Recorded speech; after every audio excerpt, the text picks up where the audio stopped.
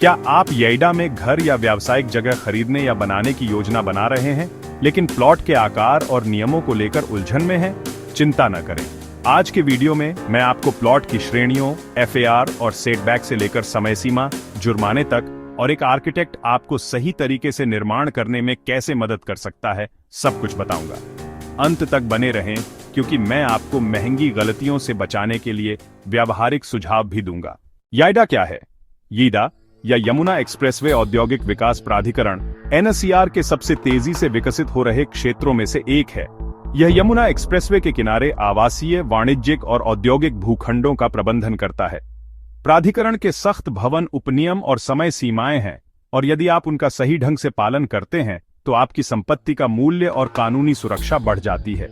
यदि आप उनकी अनदेखी करते हैं तो आपको जुर्माना लग सकता है या आपका आवंटन रद्द भी हो सकता है। येइडा में प्लॉट के आकार। येइडा में आमतौर पर उपलब्ध आवासीय प्लॉट के आकार के बारे में बात करते हैं। 120 वर्ग मीटर, 162 वर्ग मीटर, 200 वर्ग मीटर और 300 वर्ग मीटर के प्लॉट छोटे घरों, डुप्लेक्स या किराए के घरों के लिए एकदम सही है।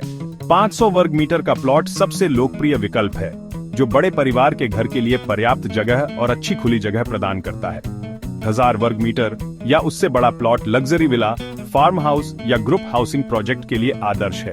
आवासीय के अलावा येइडा विभिन्न आकारों में वाणिज्यिक और औद्योगिक प्लॉट भी आवंटित करता है। सही विकल्प आपके बजट, आपके परिवार की जरूरतों और आपके दीर्घकालिक लक्ष्यों पर निर्भर करता है। भवन नियम और उपनियम। अब सबसे महत्वपूर्ण भाग आता है, भवन नियम। हर प्लॉट के आकार के निर्माण के नियम होते हैं। एफएआर, फ्लोर एरिया रेशियो, यह तय करता है कि आप अपने प्लॉट पर कितना निर्माण कर सकते हैं। उदाहरण के लिए, यदि आपका एफएआर 8 है तो 300 वर्ग मीटर के प्लॉट पर आप 540 वर्ग मीटर, 500 वर्ग मीटर के प्लॉट पर आप 900 वर्ग मीटर और 1000 वर्ग मीटर के प्लॉट पर आप 1800 वर्ग मीटर तक का कवर्ड एरिया बना सकते हैं। सेटबैक नियम न्यूनतम खुली जगहें हैं जो आपको आगे, पीछे और किनारों पर छोड़नी चाहिए। इससे उचित प्रकाश, वेंटिलेशन और सुरक्षा सुनिश्चित होती है। जमीन का कवरेज और खुला क्षेत्र यह तय करता है कि आपकी जमीन के कितने हिस्से पर निर्माण किया जा सकता है। ऊंचाई संबंधी प्रतिबंध भी प्लॉट के आकार और एफएआर से जुड़े होते हैं, इसलिए आप अपनी इच्छानुसार जितनी चाहें उतनी मंजिलें नहीं बना सकते। ये सभी येइडा के उपनियमों में स्पष्ट रूप से उल्लिखित हैं और पहले दिन से ही इनका पालन करना जरूरी है। येइडा के अनुसार आपको एक निश्चित समय सीमा के भीतर निर्माण शुरू करना होगा, आमतौर पर योजना के आधार पर 3 से 5 साल। अगर आप देरी करते हैं तो आपको अतिरिक्त शुल्क, ब्याज या यहां तक कि आपके प्लॉट को रद्द करने जैसे जुर्माने का सामना करना पड़ सकता है।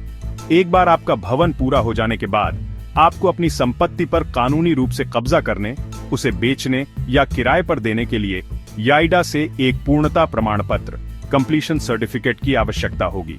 इसके बिना आपकी संपत्ति प्राधिकरण के रिकॉर्ड में अधूरी रह जाएगी।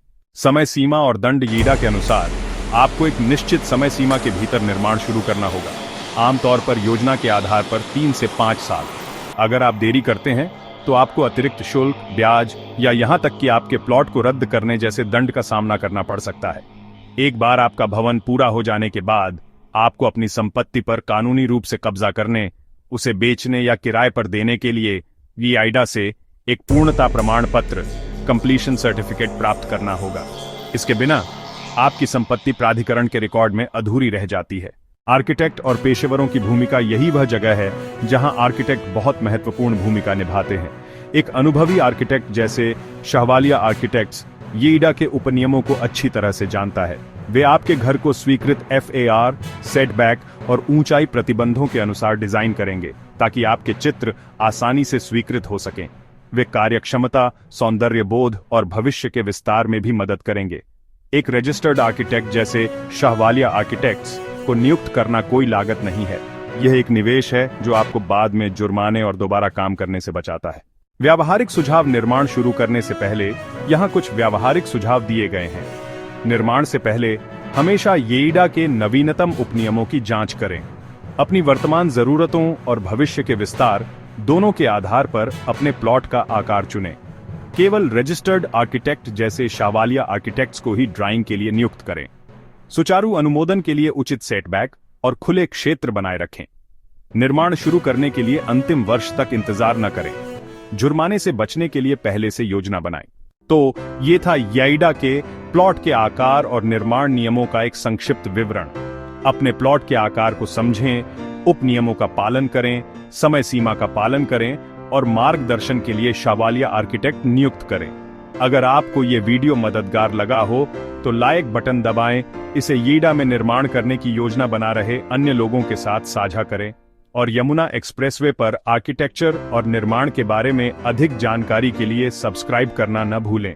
अपने प्रश्न नीचे कमेंट में लिखें, मुझे उनका उत्तर देने में खुशी होगी।